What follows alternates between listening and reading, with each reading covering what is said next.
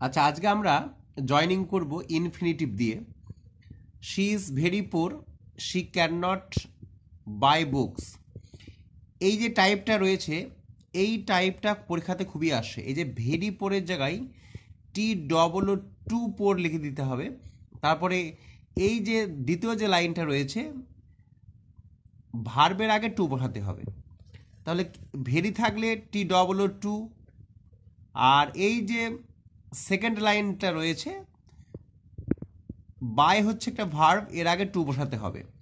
She is too poor, she is very পোরের জায়গায় too poor to to buy books হয়ে গেল। এটা এই টাইপটা পরীক্ষাতে খুবই আসে। আমি কি করলাম, ভেরির জায়গায় TOO টু লিখেছি এবং সেকেন্ড বাক্যের যে ভার্ব বাই মানে কেনা, একটা ডুইং ওয়ার্ড ভার্ব, এর আগে টু বসাতে হবে আর আর শেষ পর্যন্ত লিখে দিতে হবে।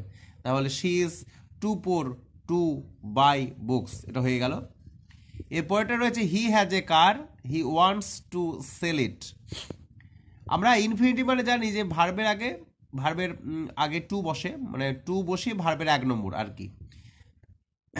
তাহলে তাহলে এটা কীভাবে করতে হবে, he has a car to sell, he has a car, he wants to sell ইট।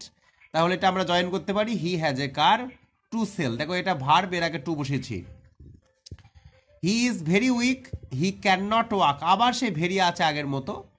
এই টাইপটা আমি আবার বলছি পরীক্ষাতে খুবই আসে। হি ইজ টু উইক, এই যে ভার্ব এর আগে টু বসালে হয়ে যাবে। সেকেন্ড লাইনের যে ভার্ব এর আগে টু বসালে জয়েন হয়ে যাবে। He is too weak to walk, এটা তাই হবে। তাহলে ভেরি থাকলে TOO টু উইক, ঠিক আছে, এবং সেকেন্ড লাইনটা যে ভার্ব তার আগে টু বসালেই হয়ে যাবে। He has many duties, he must perform them. তাহলে এটা কি করতে হবে, প্রথম লাইনটা লিখে দিতে হবে, হি হ্যাজ মেনি ডিউটিস, তারপরে এই যে ভার্ব আছে এটাকে টু বসালে হয়ে যাবে, টু পারফর্ম। চলো এরপরে আমরা পরেরগুলি দেখি। পরের বছর রয়েছে হি ওয়েন্ট টু কলকাতা, সে কলকাতায় গিয়েছিল। The object was to visit the zoo, মানে উদ্দেশ্য ছিল চিড়িয়াখানায় ভ্রমণ।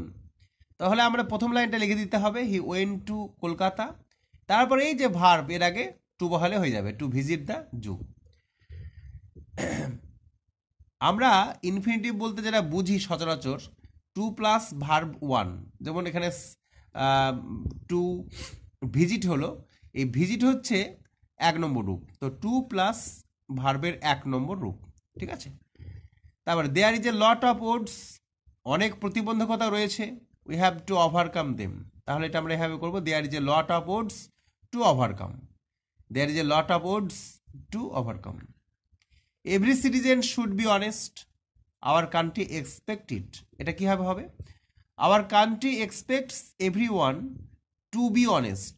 তাহলে আমরা কি করলাম, আবার এই মানে আমাদের অনেক সময় বাক্য বুঝে দ্বিতীয় লাইনটাও আগে লিখতে হতে পারে। যেমন এই ক্ষেত্রে আওয়ার কান্ট্রি এক্সপেক্ট, ঠিক আছে, every one to be honest. তাহলে ইনফিনিটিভ মানে টু প্লাস ভার্বের এক নম্বর রূপ। He has a land, he wants to sell it. এটা দেখো সেকেন্ড লাইনে ভার্ব হচ্ছে এটা সেল, এর আগে টু বহলে হয়ে যাবে, he has a land to sell,